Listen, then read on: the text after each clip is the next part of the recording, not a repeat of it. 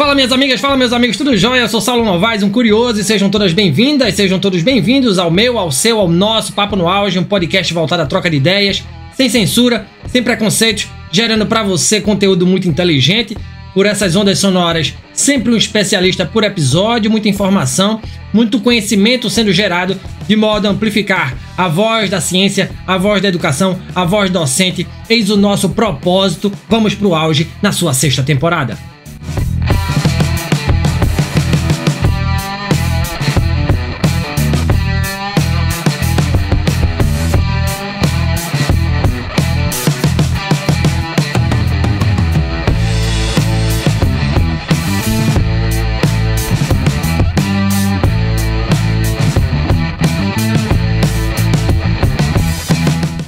Digital transformou profundamente o mercado do sexo, ampliando suas fronteiras e plataformas de atuação. Aplicativos, redes sociais e sites especializados facilitaram o acesso, a divulgação e a monetização de conteúdos sexuais. O trabalho sexual digital ganhou visibilidade e autonomia, mas também enfrentou novos desafios como a precarização, o assédio online e a vigilância algorítmica. As tecnologias digitais redesenharam não apenas os meios, mas também os significados e as relações de poder envolvidas. Nesse novo cenário, ética, privacidade e regulação se tornaram temas centrais do debate. E para ampliar a discussão sobre essa temática, convido a este Papo no Auge Cristiane Vilma de Mello, graduada em Ciências Sociais pela UFSCar, Universidade Federal de São Carlos, com habilitação em Sociologia e Antropologia, e também doutora em Sociologia pelo Programa de Pós-Graduação em Sociologia da Universidade Federal de São Carlos, cuja pesquisa foi apoiada pela Fundação de Amparo à Pesquisa do Estado de São Paulo, a FAPESP. Atua nos seguintes temas: plataformização, trabalho sexual, gênero, sexualidade, mídias digitais, corpo e body modification. Doutora Cristiane, seja bem-vinda aqui ao Papo no Auge. Satisfação imensa, né, por ter você aqui falando de um assunto tão importante. Obrigado por sua participação. E já de imediato eu lhe pergunto, tá, doutora, por que ser pesquisadora, já que o nosso programa fala, né, e dá holofotes aos pesquisadores? Por que ser pesquisadora? Por que estudar gênero, sexualidade, trabalho e mídias digitais? Seja muito bem-vinda. Obrigada, Saulo. Eu que agradeço pela oportunidade, pelo convite.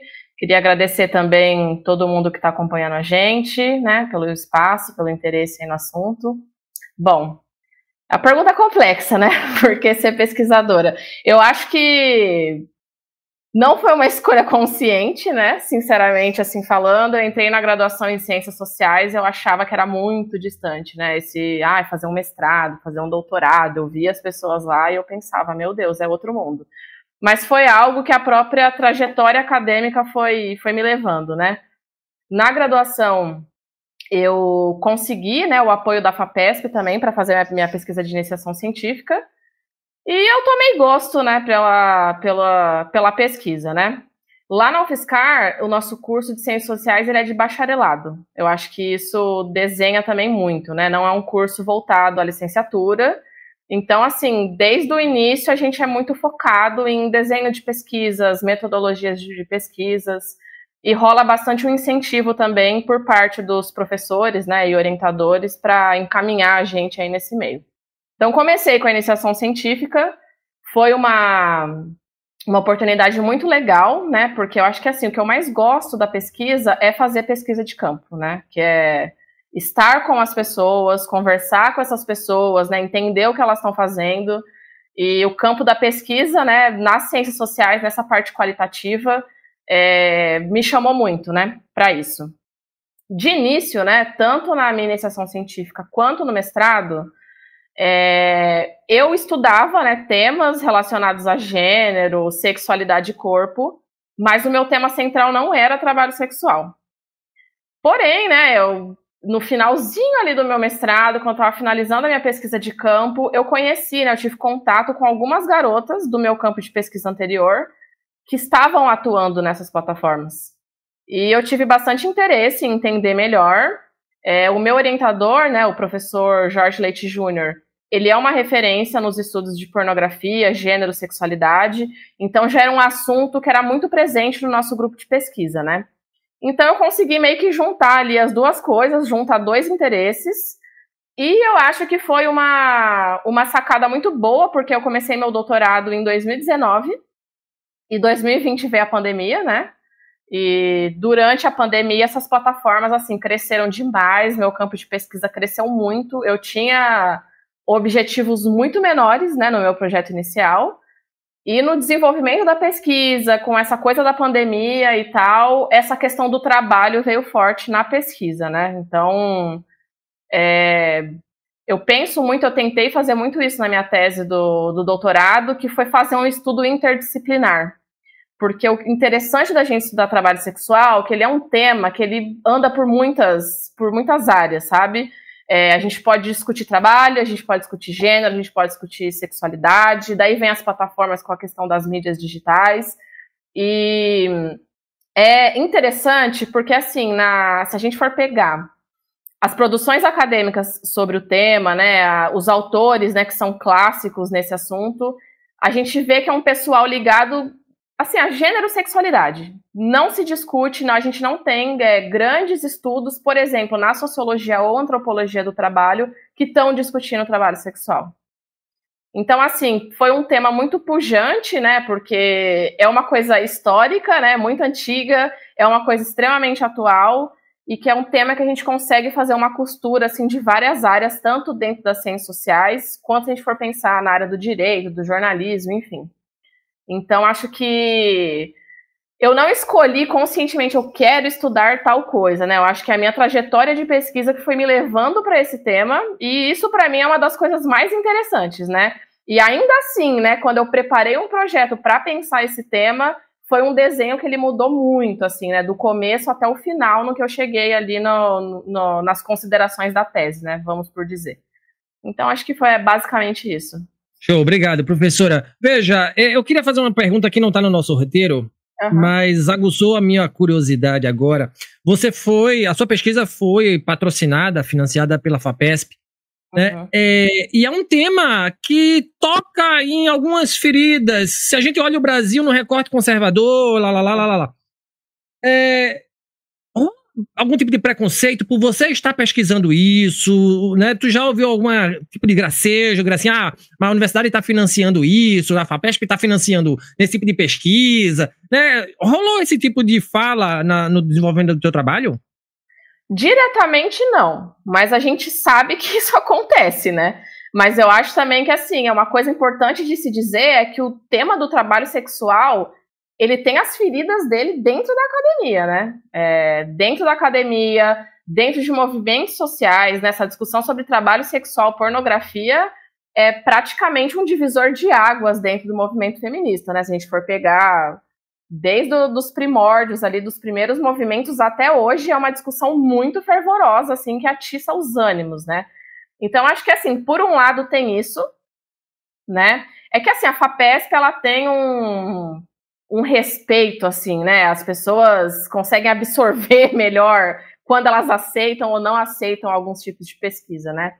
Acho que é uma coisa, assim, bem fechada. Mas tendo em vista tudo que rolou, né, desde esse conservadorismo que está vindo aí, né, desde 2013, tem um sufocamento, sim. Mas eu acredito que ele é maior fora da área. E dentro da área, eu acho que são feridas analíticas, por assim dizer, sabe? Da onde determinados pesquisadores estão se aliando a determinados debates, enfim. É um tema espinhoso, porque ele aguça muitos instintos, né? Vamos dizer assim. Então, eu acho que também é um outro gás que dá pra gente continuar nesse meio de pesquisa, porque aí você pensa, nossa, isso faz muito sentido, né? Porque se tá dando problema aqui dentro, a gente tem muita coisa a pensar sobre esses temas. Pois é. E eu fiz essa pergunta porque hoje, coincidentemente, eu estava vendo um post da Unicamp e uma pesquisadora que faz um trabalho não igual, mas similar, né? Muito similar à sua linha de trabalho. E quando eu fui para os comentários, né, os comentários eram do tipo assim, a Unicamp já foi uma universidade conceituada, sabe? Coisas desse tipo, assim, sabe, prof? Então, por isso que eu fiz essa pergunta, você já sentiu na pele, diretamente, né? Ou não, indiretamente também, algum tipo de gracejo por causa disso, tá? Mas deixa eu te... Desculpa te interromper, pode falar. Mas... Não, pode falar. Saiu a matéria na revista da FAPESP, agora em junho, né? Sobre... Enfim, fala um pouco sobre a minha tese, tem outros pesquisadores lá no meio também, mas a FAPESP divulgou, né, essa matéria, tanto no Instagram quanto no Facebook. E na matéria do Facebook, convido você a ver, quem não viu também, entre lá, pesquisa FAPESP, tinha uma pessoa lá, que eu não sei se é uma pessoa de verdade ou se é um fake, né, porque tem isso, e simplesmente a pessoa comentou lá, tipo assim, me falando que eu precisava estudar o tema. Só faltou ela me indicar e eu ler o meu próprio texto, sabe? Então, assim, por outro lado, né, a gente tem essa comoção social em cima do tema, mas eu acho que isso também é outra coisa que gera engajamento, né?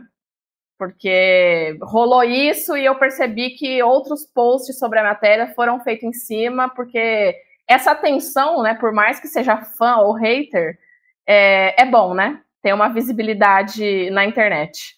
Mas, assim, é isso. A pessoa foi lá e falou que eu precisava estudar mais, que eu não sabia o que eu estava falando. É por aí que o tema vai. Eu costumo dizer, obviamente é algo muito empírico de observação, mas eu costumo dizer que os moralistas discutem, falam sobre sexo por baixo dos panos, né? Debaixo das cobertas, sabe? E por trás de todo moralista, né? Já diria o Machado de Assis, é complicado. Olha, doutora Cristiane, para a gente pavimentar conceitos, tá? O que significa o termo mercado sexual? Como é que ele está desenhado hoje? E quem consome o sexo enquanto produto? Tá.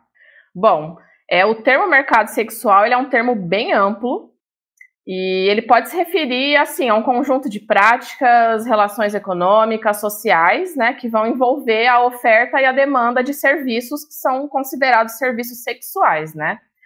E é importante a gente pensar que nesses serviços não necessariamente envolve uma remuneração direta, né? Então, a gente pensar em mercado sexual, a gente não precisa fechar o nosso olhar apenas para o trabalho sexual, né? E pensar na remuneração, no dinheiro enquanto mediadores. São relações mais amplas, né? E ele é um conceito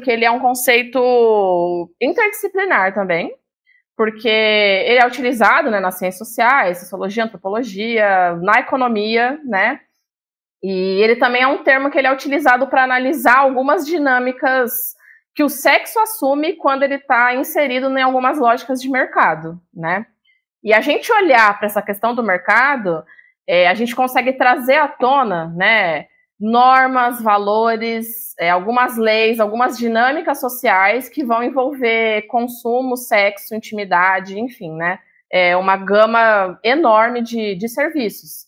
E eu trago um pouco isso, né, que o mercado ele transcende um pouco a questão do trabalho, porque não necessariamente ele vai englobar diretamente as pessoas que estão oferecendo ou demandando os serviços sexuais, né? Tem uma lógica por trás de tudo isso, né? Tem bar, tem hotelaria, né, alimentação, enfim, é muito amplo tudo que está por trás, né? A gente não pode olhar só para o produto final, mas, enfim, tem uma dinâmica social enorme, né, por trás desse mercado, e que ele também tem que ter sido levado em conta quando a gente vai analisar esse tipo de trabalho. E hoje em dia, né, a gente pensar como ele está desenhado, né, e quem está consumindo, essa questão das plataformas, né, ela ampliou, né, muitas lógicas desse mercado.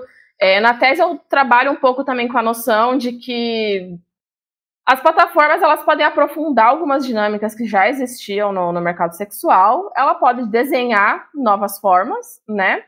E ela pode também sugerir coisas novas, que é o que a gente está vendo, né?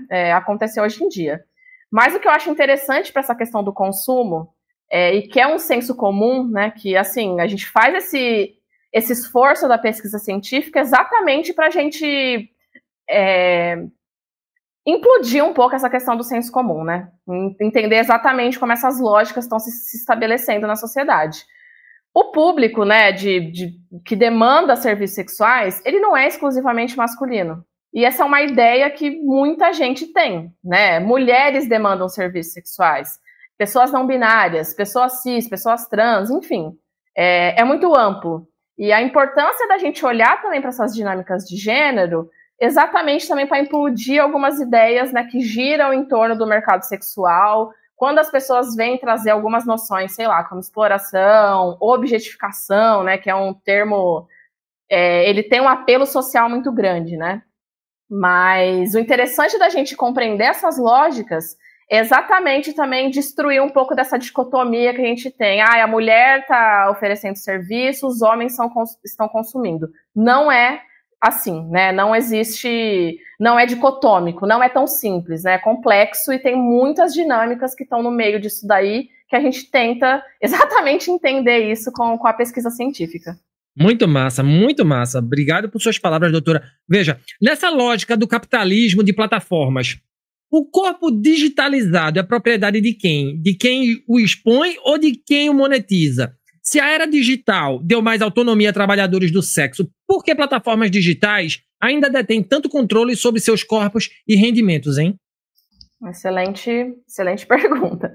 E eu vou iniciar falando ela com uma outra dicotomia e um outro senso comum que as pessoas trazem muito, que é essa questão de vender o corpo, né? As pessoas estão vendendo o corpo. Ninguém vende corpo, né? Eu não posso cortar um pedaço, né? Eu vou levar isso para um extremo, né? Eu não posso cortar um pedaço do meu braço e vender, né? Isso é contra a lei, não existe isso, né? As pessoas não estão vendendo o corpo, né? O corpo não é uma propriedade, né? As pessoas estão oferecendo serviços, né? São serviços que são vendidos, que são comercializados e que são demandados. E assim, eu acho importante a gente, né, lembrar sempre que a gente vive um sistema capitalista e no sistema capitalista todo mundo está vendendo a sua força de trabalho. Isso não é diferente para as trabalhadoras sexuais, né? Então, assim, a primeira coisa é essa. Não é o corpo que é moeda de troca, né? São serviços que estão sendo demandados, né, solicitados e agenciados por essas plataformas, né? Se a gente vai pensar na questão do digital, é interessante que a gente traz outros questionamentos, né? Porque a gente não tem mais só o corpo físico, a gente tem a questão do direito de imagem. E isso é muito importante se pensar, né? Porque algumas pessoas estão oferecendo esse serviço dentro de plataformas específicas. Algumas dessas plataformas oferecem algumas ferramentas, por exemplo, de direito de imagem. Então, sei lá, a trabalhadora está fazendo uma transmissão, o cliente ou a cliente consegue gravar essa tela e divulgar online, né? Isso é ilegal, isso não pode ser feito. Então, assim, a plataforma vai lá e derruba o conteúdo. Ela não está fazendo isso porque ela é amiga da trabalhadora e está preocupada com aquilo, né? Mas é uma imagem que foi tirada dentro do sistema dela. Então, a gente tem também que entender essa questão dos dados, né? Do que é moeda dentro dessas plataformas, o que está sendo negociado ali, né? Então, a gente tem a questão do direito de imagem, né? E para essas trabalhadoras e trabalhadores que estão oferecendo esses serviços em plataformas comuns, né? Quando eu digo plataforma comum, é plataforma convencional, WhatsApp, Skype, enfim, Twitter, Instagram, essa infinidade. Fica muito mais complicado, né? Porque para a gente rastrear, né? Da onde está vindo essa imagem, como ela está sendo divulgada, para onde ela está chegando, é um problema maior. Mas não é um problema restrito ao trabalho sexual, né? Aqui qualquer um pode ter um vazamento de imagem, enfim, e isso levar algumas consequências, mas também é importante a gente entender que a gente não tem sistematizado, né? E essa é uma discussão que ela está em voga e ela é muito atual, que é a questão da regulação das plataformas. A gente ainda não tem legislações específicas e duras que vão coibir determinados tipos de comportamento dentro da internet, né? Então, o que eu posso dizer, né? Esse corpo digitalizado. O serviço pode ser propriedade dos trabalhadores, né? A partir do momento que eles estão definindo ali o que é feito, negociando e colocando as determinadas regras. E isso eu ouvi muito durante as entrevistas que eu realizei, né? Que é como se elas veem meio que uma inversão dessa lógica, né? Porque o cliente que procura essas pessoas, ele já tem que se adequar, né, a uma série de regras, né, e de determinações que esses trabalhadores estão fazendo, né? Então, assim, eu não ofereço determinado tipo de serviço e eu não vou oferecer, né? Existem outras pessoas que estão oferecendo, você pode ir atrás dessas outras pessoas, né? Por um lado, a gente tem isso. Por outro, né, a gente tem o que está sendo o serviço privado, né, dessas plataformas, né? Então, assim, quando eu trago isso, que esses trabalhadores e essas trabalhadoras, eles podem balizar essa questão dos serviços e negociar, a gente pode trazer um pouco a questão da autonomia, né? Então, no processo produtivo ali, essa trabalhadora e esse trabalhador, eles vão ter certa autonomia, né? Eles vão conseguir desenhar a forma com que aquele serviço vai ser oferecido, mas, por outro lado, a gente tem o controle da plataforma. E o que é esse controle da plataforma, né? Serão esses direitos de imagem, as regras, né, que estão ali nas cláusulas dos termos e condições de uso, que isso é muito importante, né? E é uma coisa que a gente não se detém, a gente mesmo. A gente vai fazer um cadastro numa plataforma qualquer, né? Facebook, Instagram, enfim, não queria estar fazendo propaganda para essas big techs, mas eu preciso facilitar o entendimento, né? A gente faz a nossa conta lá, a gente nem lê. Você aceita os termos de condições de uso? Lógico, e clica, né? E ali a gente está cedendo uma infinidade de dados, né? Uma infinidade de acesso à nossa vida, ao nosso comportamento, que ele não é restrito só a essas plataformas por onde esses trabalhadores e trabalhadoras estão oferecendo serviços sexuais, né? Então, é um termo também que eu trabalho bastante na tese, que é a questão da ambiguidade, né? Então, a gente olhar para esse mercado, né? Para esse mercado plataformizado, a gente vai seguir um pouco essas ambiguidades. Por um lado, elas vão ter determinada autonomia. Por outro, elas estão subordinadas ao que essas plataformas estão requerendo delas, né? Enfim, é complexo, né? Não é fácil, assim. Pensar autonomia, né, e agência, acho que qualquer relação de trabalho é complicado, né? Mas a partir do momento, né, que a gente pega, né, o que essas plataformas estão fazendo, elas vão definir as regras dela ali, né? E assim, aceita ou não aceita, né? Não tem negociação, né? Agora os trabalhadores estão em condições de negociar as condições com o seu patrão. Não, né? O trabalhador, ele nunca vai estar em condição de igualdade para negociar alguma coisa com o patrão. E é um patrão amorfo, né? É uma plataforma, é um termo de uso, enfim, né?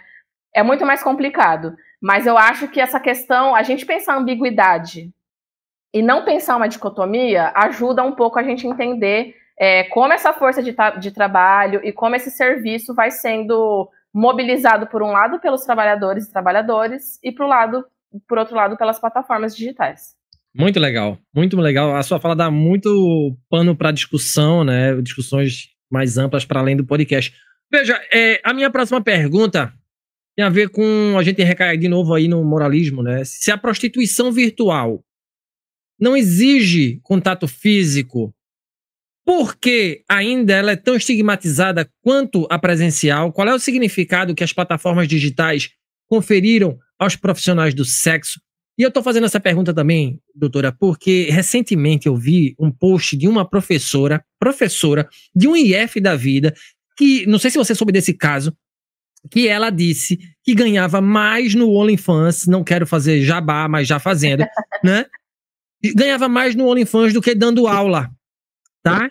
E ela recebeu uma cartinha, né, de conduta do IF, não sei qual foi o IF da vida, não lembro, tá? Mas isso é um fato verídico, né? E eu queria que você explanasse isso pra gente. Vamos lá. Bom, são coisas... Essa pergunta foi ótima também, porque as duas partes dela, elas estão extremamente ligadas, né? A questão do estigma do trabalho sexual. O primeiro pontapé que eu daria aqui, né? Já para chutar a porta de uma vez, né? O sexo, ele é visto socialmente enquanto um direito dos homens. O homem, ele tem que ter acesso, né, ao sexo enquanto um direito. Então, onde já se viu pagar por isso? Onde já se viu uma mulher monetizar um serviço que tem que ser um direito do seu parceiro, que tem que ser um direito da outra pessoa, né? Então, acho que o início do estigma, ele começa aí, né? Obviamente, né, se a gente retomar a história, a gente, né, historicamente, como as mulheres foram subjugadas, colocadas nesse espaço doméstico. Gente, a gente começa a pensar na questão do Brasil mesmo, assim, foi ontem que a gente teve direito ao voto. Foi ontem que a gente teve direito a ir para a escola, sabe? É uma história recente, tá aqui, tá do nosso lado. E a gente não pensa muito sobre isso. Então você pensa alguns direitos fundamentais, que foi muito tarde para a gente conseguir. Imagina você pensar em sexo, né? Que é um tema, assim, que ele dá mais dinheiro, né? Pensando em tudo, na lógica, não só na lógica de trabalho, mas como um todo, né? De entretenimento, enfim. E ao mesmo tempo é um tema que é muito tabu, né? E a gente traz, assim, um pânico moral que ele vem desde do moralismo religioso, mas não só, né? É um modelo familiar, né? Um modelo de relação que ele vê que essas relações, né? Que são tão fortes, assim, tão iniciais, né? Tão primitivas, né? Entre muitas aspas. Como que a gente vai colocar o dinheiro no meio disso? Né? Então, assim, tá tudo errado, né? Tô sendo sarcástica, tá, gente? Tá tudo errado. Como assim a gente vai... como assim uma mulher vai vender um serviço que ela tem que oferecer pro cara de graça, sabe? Começa por aí. Outra coisa, corpo. Onde já se viu você expor a sua intimidade, né? E assim, em uma sociedade que ela tá cada vez mais exposta, as pessoas estão expondo tudo, né? O prato que elas comeram no almoço, a escolinha que o filho tá indo, sabe? E ninguém vê problema nisso. Mas se você pensar na questão do sexo, né? Se você pensar em qualquer coisa física, né, exposta ou que é vista enquanto um direito fundamental, daí isso daí é inviolável. Isso daí não pode ter mediação de dinheiro, né? Eu acho assim, estigma começa por aí. E a questão do estigma, ela afeta muita coisa. Inclusive, a gente não entendeu o trabalho sexual enquanto trabalho. Né?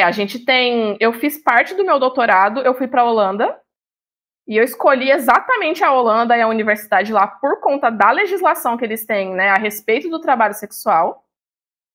E, cara, é outra coisa, sabe? É outra coisa. E, assim, uma coisa que é importante, gente, não é sobre concordar ou discordar. É simplesmente as coisas existem, elas estão acontecendo e as pessoas precisam de direitos, né? Eu falo para as pessoas, você não tem que concordar ou discordar se você gosta ou não de trabalho sexual. Você tem que falar para mim se você gosta ou não, tipo, de feijão, né? Você gosta de comer feijão, não gosta de comer feijão. Isso você tem opinião, né? Agora, quando a gente fala sobre trabalho, sobre coisas concretas, a gente tem que olhar com dados analíticos, né? Mobilizar esses dados e ver como as coisas estão acontecendo. Então, a questão do estigma, ela tem um impacto muito grande, né? Em acesso à cidadania, acesso à saúde, acesso a direitos fundamentais. Então, não é só uma questão moral. É uma questão que ela tem um desdobramento muito grande, né? E as plataformas, né, entrando agora na questão delas, elas estão nadando de braçada nisso.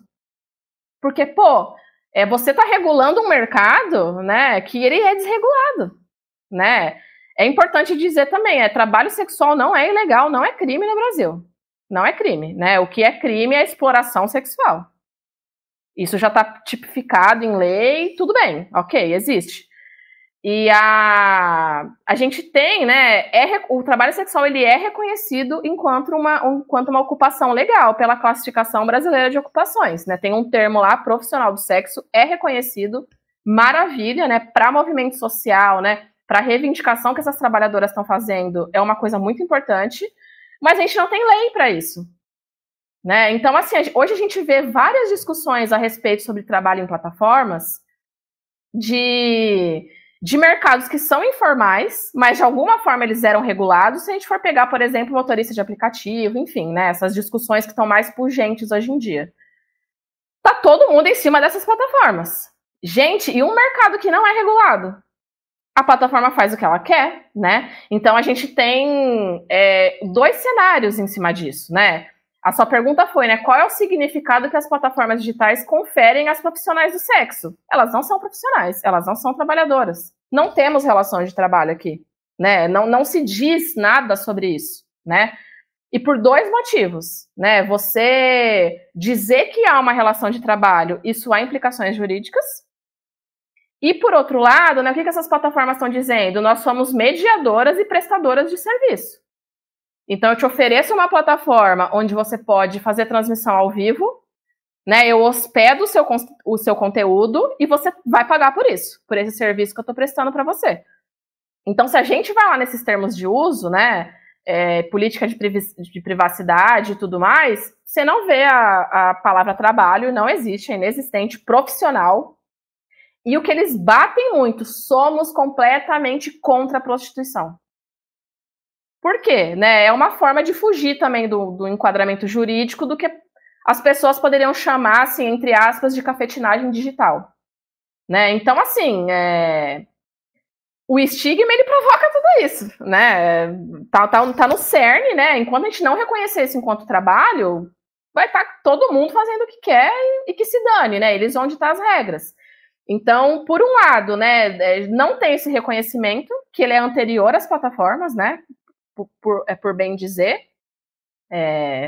E por outro lado, essas plataformas também vão se fazendo uma higienização moral, né? Do que elas estão oferecendo ali. E também se distanciando de possíveis sanções jurídicas, né? Então, sei lá, a plataforma está sendo abusiva, você vai fazer o quê? Né? Você vai atrás do quê? Se não tem nenhuma lei, nenhum nada que te protege, né? Então, assim, esses termos de uso, eles podem ser alterados a qualquer momento. Isso implica diretamente no trabalho dessas profissionais e nada pode ser feito, né? Não tem para onde você correr, né? E há uma vigilância, né? Porque essas plataformas, elas querem que essas trabalhadoras dependam dessas ferramentas, né? Porque eu ouvi de muitas trabalhadoras, tipo assim, eu fazia transmissão ao vivo numa plataforma e eu migrei os meus clientes para atender no WhatsApp, né? Então, assim, uma transmissão no site, ganhei R$100, 50 é meu, 50 é da plataforma. Então, como assim essas plataformas não estão se beneficiando diretamente do serviço dessas trabalhadoras? Porque elas não estão pagando, sei lá, R$500 por mês para usar a plataforma. Não, elas vão pagar, né? Vai ficar lá retido metade de todos os ganhos dela. Pô, então pera lá, né? Vamos ponderar um pouco do que está acontecendo aí. Então a plataforma também coíbe. Isso é muito interessante, porque, por exemplo, elas não podem escrever no chat dessas plataformas a palavra Pix. Se você escrever Pix, se você passar um número de telefone, seu chat cai, você é punido, porque a plataforma vê que você está burlando esse sistema dela. Só que o que ela vai dizer lá no termo de uso? Que ela está fazendo isso pela segurança da trabalhadora. Não divulgue nenhum dado pessoal, sabe? Então, assim, é muito espinhoso, né? Então, juntando a questão do estigma, que leva para essas trabalhadoras para um lugar de não trabalho, de não reconhecimento, a gente chega nesse não estatuto de trabalho sexual que essas plataformas também estão aproveitando desse cenário, né? Por assim dizer. Muito potente a sua fala, professora, muito potente. Obrigado, obrigado. E todas as vezes que eu discuti o assunto sexo aqui, eu faço essa pergunta, né? Por que sexo ainda é tabu, sobretudo num país como o Brasil, e você matou a pau, né? Esse assunto. Obrigado, obrigado. Olha, veja, em um mundo onde o sexo ele pode ser vendido por assinatura, a gente falou disso aqui há pouco, né? O que ainda diferencia intimidade de produto? Qual é o limite entre prazer, performance para caçar like nas mídias sociais e a violência? Abusos, né? Abusos sexuais e físicos, extorsão, tráfico de pessoas. Massa. Bom, eu acho que assim, uma coisa que a gente também tem que trazer, né, para nossa conversa é que assim, intimidade e dinheiro nunca estiveram separados. Jamais, né? Isso é uma separação que a gente olha para as mídias digitais hoje em dia, para essas plataformas, e isso só está escancarado. Isso está sendo jogado assim na nossa cara. Mas as dinâmicas entre sexo e dinheiro, intimidade e dinheiro são dinâmicas conjuntas, né? Várias outras relações sexuais e afetivas, elas já são atravessadas por essa lógica de mercado, né? Porque a ideia a gente pensa muito assim, existem relacionamentos que são baseados em interesses econômicos, status social, enfim. Cara, vamos pensar o próprio casamento, sabe? Se a gente for lá pro final, né, que tudo bem, né? A gente tem um ideal norte-americano que cucaram aí na nossa cabeça, desse amor romântico, né? Dessa coisa, que as pessoas se casam por amor. Gente, assim, hoje em dia, né, a gente pode ter essa decisão, né? Pô, eu gosto de tal pessoa, eu quero formar uma família e blá, blá, blá. Mas esse comportamento, ele não é natural, né? Se a gente voltar lá pro Frederick Engels, né? A origem da família, da propriedade privada e do Estado, assim, só o título do livro, né? Família, propriedade privada e Estado. Essas construções sociais, que essas coisas não existiam lá por si só, né? Eu acho que isso é um erro também que leva muitas pessoas ao senso comum, né? As coisas não têm geração espontânea, né? A casamento, as pessoas se gostam e começaram a se casar. Não, gente, né? É um documento para o Estado, isso serve, né? Historicamente, isso serviu para posse, né? E propriedade privada aí passando entre as famílias, né? É um arranjo que ele é totalmente econômico, desde o começo, sabe? Então, assim, eu acho que é muito importante a gente pensar nisso também, né? Por mais que o interesse não seja estritamente utilitário, há um interesse aí, né? Hoje em dia a gente vê muita galera jovem, né, comentando, a gente foi morar junto para dividir aluguel, né? E virou até uma piada, né? Virou meme. Mas o interesse, ele tá ali, né? Essas dinâmicas entre intimidade e econômico, elas existem, né? Elas estão ali desde sempre e a gente não tá questionando essa dinâmica. A gente está questionando produtos específicos dessa dinâmica, né? E uma coisa também que eu penso, né? A gente vai pegar, né? As pessoas trazem muito, né, no trabalho sexual essa questão da violência, do tráfico e não sei o que lá. Gente, violência, né? Tráfico sexual, abuso sexual, né? As pessoas também mobilizam muito um termo que eu acho horrível, tipo pornografia infantil. Gente, não existe pornografia infantil. É exploração sexual de menor, né? Que criança, adolescente não faz pornografia, não faz trabalho sexual, né? São dinâmicas que elas exigem consentimento e elas exigem maioridade, né? Então, vamos dar o nome certo às coisas, né? Esses crimes, né? Eles já são tipificados, né? Eles já existem. A gente pode recorrer a essas tipificações, enfim, né? E a violência, né? Ela tá em tudo. Ela não é restrita ao trabalho sexual. Isso é assim, uma coisa que, né, que eu sempre trago isso quando eu vou fazer alguma apresentação e alguém traz essa questão da violência, tal, barará. Vamos pegar dados de violência contra a mulher, né? Seja tipo violência física, abuso sexual, de criança também. Gente, aonde esses casos estão acontecendo? A gente sempre pensa naquele tipo ideal que você vai... Não que não exista, tá, gente? Pelo amor de Deus. Mas naquele tipo ideal do abusador que você tá andando na rua e ele vai te atacar. Gente, essas coisas estão acontecendo dentro de casa. Sabe? É o marido, é o tio, é o amigo da família. Essas dinâmicas, elas estão dentro de casa, a maior porcentagem delas, né? Eu falo um pouco isso também, porque assim, quem não acredita em pesquisa quantitativa, né? Então vamos pro quant, né? Vamos olhar os números, né? Para quem só se convence com números, vamos trazer os números, né? Essas dinâmicas, as violentas, elas estão ocorrendo dentro de casa. As dinâmicas abusivas, né, estão ocorrendo dentro de casa. E ninguém tá saindo por aí falando, galera, a gente precisa acabar com a família. A gente precisa acabar com o casamento. Porque esse modelo de família e de casamento que existe, ele é violento. Ele é abusivo. Ninguém tá falando sobre isso. Porque o cerne não é esse, né? A gente precisa olhar para a maneira concreta que essas dinâmicas estão acontecendo, né? E por que a gente só pensa a questão de violência, né? A questão do tráfico, do abuso, quando a gente traz algumas dinâmicas que são mediadas por serviços que envolvem o corpo de uma forma mais direta, né? Vamos dizer assim. E daí o que acontece, né? O que acontece com as mídias? Essas fronteiras, né, vamos colocar entre aspas, entre prazer, performance, elas vão sendo dissipadas, né?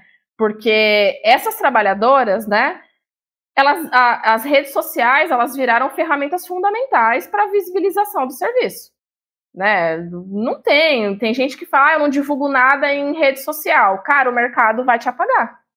Porque você precisa daquilo, né? Essa coisa da exposição da intimidade mesmo, que é uma lógica dessas redes. E é isso que dá engajamento, é isso que faz as pessoas procurarem, né? Então, eu, assim, das minhas interlocutoras, daqui que a gente vê. Essas redes sociais, elas são absolutamente restritivas para as trabalhadoras sexuais, né? Você não pode postar nenhum tipo de conteúdo que eles chamam de sugestivo, né? Então, essas garotas, esses garotos, eles estão perdendo as contas toda hora, né? Teve interlocutora minha que tinha 1 milhão de seguidores no Instagram e a conta cai. E a base que você perde ali de divulgação, sabe? É um impacto muito grande, né? E daí a gente volta novamente, né, para a questão do estigma. Para a questão do estigma. Então, como você vai se utilizar, por exemplo, dessas mídias, né, como uma ferramenta de embate para determinados abusos, sendo que elas são totalmente restritivas para as pessoas que estão divulgando os serviços, e muitas vezes esses conteúdos que caem não são conteúdos explícitos, mas essas plataformas, ao mesmo tempo, elas são totalmente permissivas para discurso de ódio e para violência, que é o que a gente está vendo hoje em dia, sabe? Conteúdo de ódio e de violência é muito acessível. É muito acessível. Então, mais uma vez, né, essas fronteiras vão ficando porosas, porque a gente volta novamente também para a questão da regulação das plataformas, né? Que as pessoas tendem muito a levar para a questão da censura. Só que não, gente, as plataformas elas já têm mecanismos para coibir, para censurar conteúdos que elas colocam lá em determinadas caixinhas morais, né? E isso não é à toa, tá? Essas plataformas elas estão se adequando a leis transnacionais. Essas plataformas elas estão se adequando ao que prestadores de pagamento querem e não querem que seja associado ao nome deles, né? Então, assim, é um produto, né? E o produto não é sobre o trabalho sexual, não é sobre o que essas pessoas estão divulgando na internet. É o que está dando mais dinheiro para elas, né? Então, assim, infelizmente, você vai abrir seu Instagram aí, você vai se deparar com coisas horrorosas, né? Se pensar no Twitter, então, Deus me livre. Mas essa questão do abuso e da violência e do tráfico, ele vai andando de acordo com o interesse do que essas plataformas querem, sabe? E é por isso que é tão importante a gente pensar na questão da regulação, né? Porque que alcance, né, vai ter uma mulher que está dando um depoimento, né, expondo uma situação totalmente abusiva dela com os filhos, sei lá, dentro de casa, né? E que visibilidade vai ter um pseudo-abuso ou uma pseudo-violência que as pessoas mobilizam a partir do trabalho sexual exatamente para reforçar esses pânicos morais, sabe? Então, assim, nada é à toa, né? Obviamente que coisas violentas acontecem, né, em todos os lugares e não é restrito só a esse meio, né? Só que aquilo que a gente estava conversando antes, né? A gente pega um mercado desregulado, quem que essas pessoas vão ter, né, por elas ali, né, para coibir um direito de imagem? Tudo bem, você está num chat lá numa plataforma com uma pessoa, eu já ouvi isso de muitas meninas que me deram entrevistas. Olha, antes eu trabalhava no comércio, eu sofria abuso moral todo dia, eu não podia falar um A. Você vai fazer o quê? Agora o cara que é folgado comigo, a mulher é folgado comigo aqui no chat, eu dou um bloco, fecha e acabou, nunca mais vou ver essa pessoa na minha vida, sabe? Então, a gente tem que ponderar, né, que tipo de violência, que tipo de agência a gente está tratando, né? Agora, assim, um vazamento de imagem, né, um tráfico sexual. Esses tempos mesmo saiu uma matéria, acho que na BBC News. Horrível, sobre focou mais na indústria do camming, mas tipo assim, latino-americanas estão sendo exploradas por estúdios de divulgação sexual e não sei o que lá. O trabalho sexual é horrível. Não, gente, vocês têm que ir atrás dessas pessoas que estão explorando essas pessoas, sabe? Então, o que eu vejo sempre com relação ao trabalho sexual e ao mercado sexual como um todo nessas plataformas é que a gente nunca discute o cerne do problema, né? A gente vai no fantoche, naquilo que vai ter mais apelo social, naquilo que vai ter mais engajamento e naquilo que todo mundo vai concordar. Porque o conteúdo que todo mundo concorda que tem visibilidade, né? E não aquele que está questionando. E se a gente traz esses questionamentos, a gente vai questionar o próprio funcionamento dessas plataformas. E eles querem tudo, menos isso, né? enfim. Adorei o pânico moral. Adorei o pânico moral, que é o que a gente, né, grosso modo, faz no mundo, sem sombra de dúvida. Ô, doutora Cristiane, para a gente fechar aqui, tá? E voltando à questão, à pauta conservadora, a partir dessa onda, a vigilância digital de conteúdos sexuais protege os usuários ou reforça ainda mais uma moral conservadora com roupagem tecnológica? Nossa, reforça demais a moral conservadora. Os termos dessas plataformas, a forma com que elas se colocam publicamente, né, é basicamente um reforço do estigma. E o que aconteceu, né, em 2018, quando o atual presidente dos Estados Unidos estava no primeiro mandato dele, né, eles sancionaram uma lei, né, que ficou conhecida como Fosta Sesta, que é uma lei de combate ao tráfico, enfim, né, não vou saber direito trazer da cabeça, assim, agora, mas vocês podem dar um Google aí, que ele é muito fácil de achar. Ela foi uma lei que ela foi sancionada com os objetivos, assim, lindos, entendeu? A gente vai coibir o tráfico online, a gente vai coibir o abuso sexual que acontece online. E o que aconteceu com essa lei? Ela forçou todas as plataformas. Por quê? O que acontece? Se na sua plataforma tiver esse tipo de conteúdo, você vai ser penalizado juridicamente. Então, o que essa lei faz? Ela força as plataformas, né, a já se defenderem do que possivelmente pode acontecer e que vai incidir diretamente em quem? Em quem está oferecendo esses serviços de forma consensual. Né? Então é isso que começou a acontecer, essas contas que caem, né, que eu estava trazendo aqui para vocês, não é à toa. Então a gente pega uma lei que é lá dos Estados Unidos e ela vai ter impacto aqui dentro da nossa casa, sabe? É muito complicado, é por isso que tanto se discute regulação de plataforma, isso é muito importante, porque a gente está exportando leis e determinadas coisas, colocando aqui dentro em contexto que é totalmente diferente. Né? Então, o que aconteceu? Não está sendo coibido nenhum tráfico sexual, as coisas estão acontecendo, olha essa Discord, sabe? Essa plataforma que é uma loucura, que assim, eu nunca ouvi ninguém nunca trouxe para mim uma coisa boa dessa plataforma. É só violência, só incitação ao ódio, enfim, coisas terríveis, horrorosas. E tá lá.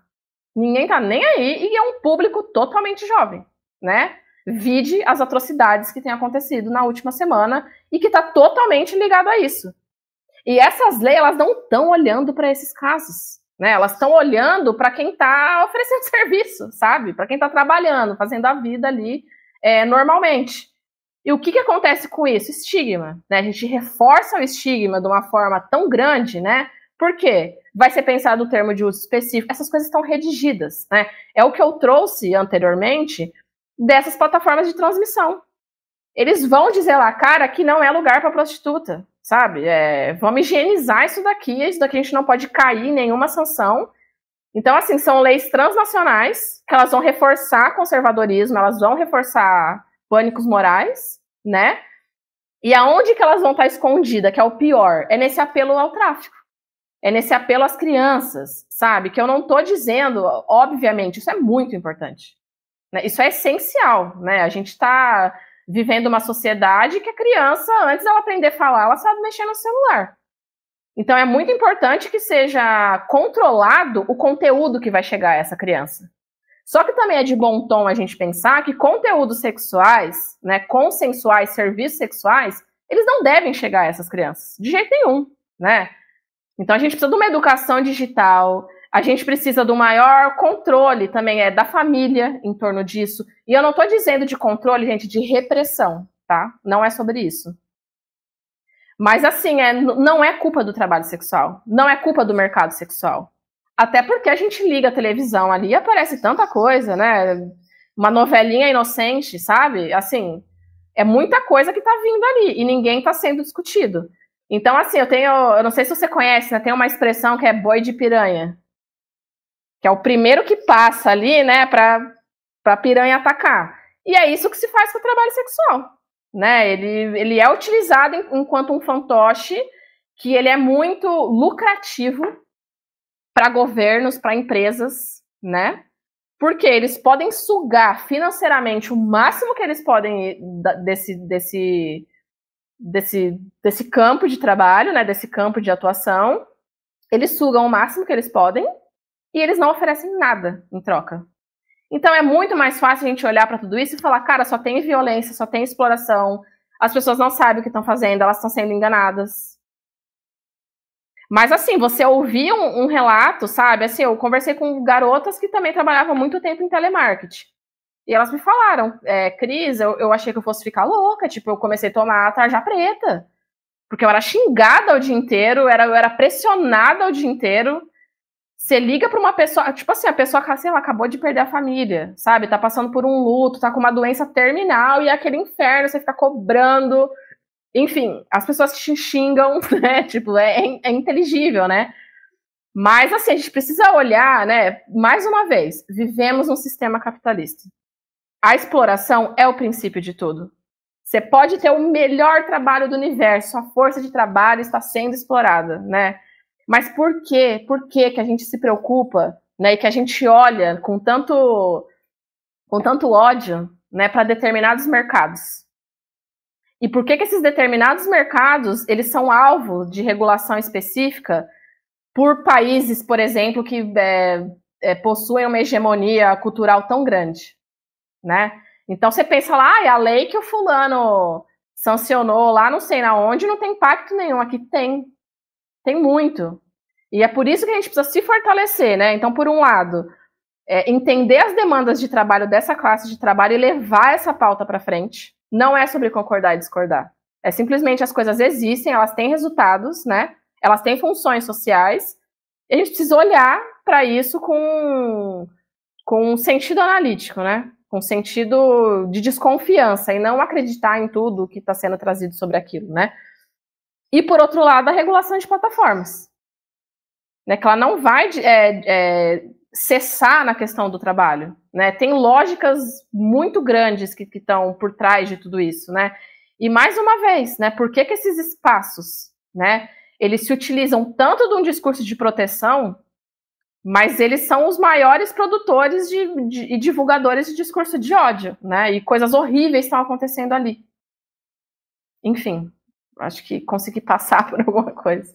Ufa, foi muito massa. E para mitigar o senso comum sobre esse assunto, é o porquê você está aqui hoje, professora. Obrigado, tá? Obrigado de verdade, adorei te conhecer. Né? Infelizmente a gente chega ao fim deste Papo no Auge. Eu conversei com a cientista social, doutora Cristiane de Mello, na pauta o impacto do digital no mercado do sexo. Doutora Cristiane, gratidão mais uma vez por sua participação aqui no Papo no Auge. Quem quiser trocar ideias com você sobre esse assunto e outros assuntos, onde lhe achar, obrigado, viu? Eu que agradeço, Saulo. Obrigado mais uma vez. Foi ótimo conversar com você. Adorei as perguntas, foram muito bem estruturadas. Acho que é importante dizer isso. Bom, gente, quem quiser trocar ideia, entrar em contato com o meu trabalho, vocês podem digitar Cristiane Vilma de Mello no Google. Vai levar para alguns links, vocês vão ter acesso ao meu e-mail, vai ter acesso à tese, tá tudo lá. Enfim, estou super acessível para conversar com quem quiser trocar uma ideia. Show, obrigado. A sua voz é muito necessária, professora. Obrigado de verdade, tá? Satisfação imensa poder falar com você. Valeu. Obrigada, pessoal.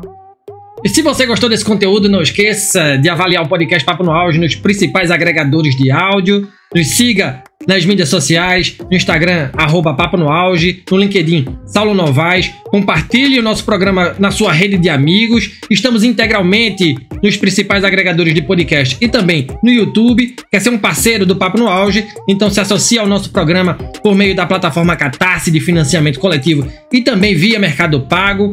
Com planos de 5, 10, 30, 50 e 100 reais, você se torna um membro de nosso podcast e nos ajuda a conversar com mais professores mundo afora. Um grande abraço a todo mundo e bora pro auge.